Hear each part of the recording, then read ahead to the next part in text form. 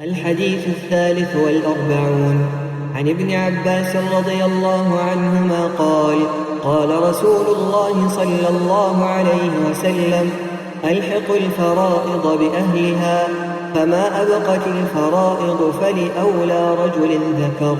خرجه البخاري ومسلم. عبد الله كر عباسي خود جرازيبت دبيجتن پیغمبری صلاف لبن گوت پشکا هر ایکی اجمیراتی بدنه و اود مینت بو نزیکترین ظلامیا بحثی وی هاتیا کرن. بخاری و مسلم ود گوهزن.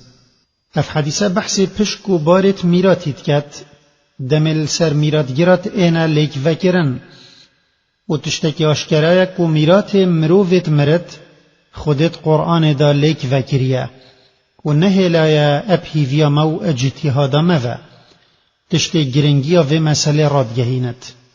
پیغمبر صلی الله علیه و سلم بیجتن او پشکو نصیبت خودت کتاب خدا آشکرا کرین کو نیوه و نیوه چارک و نیوه هشتک و دوسک و نیوان سیک و نیوه ششک و اوت مینت شمیراتی هم بدنا نزیکترین ظلامی بومری کد بتا عصبه وكي ظنايت فقه ميرات ادبجنه وأفاك أو ميرات زدت بتن بعصبية تشتكد آيات دا نهاتية في جدام أن في حديثة الدانين بر آيات ميراته أو سورة النساء دهاتين مسألة لك فكرنا ميراتي أشكرات بت مفايت حديثه ايك اف حديثة تأكيد السرهندت كد كو ادفت پشكا هر ايكش ميراتي وكيت قرآن دهاتي بو بيتدان و نابت بچه جتا هبت بارا كسش ميراتي بيوي بيتخوارن.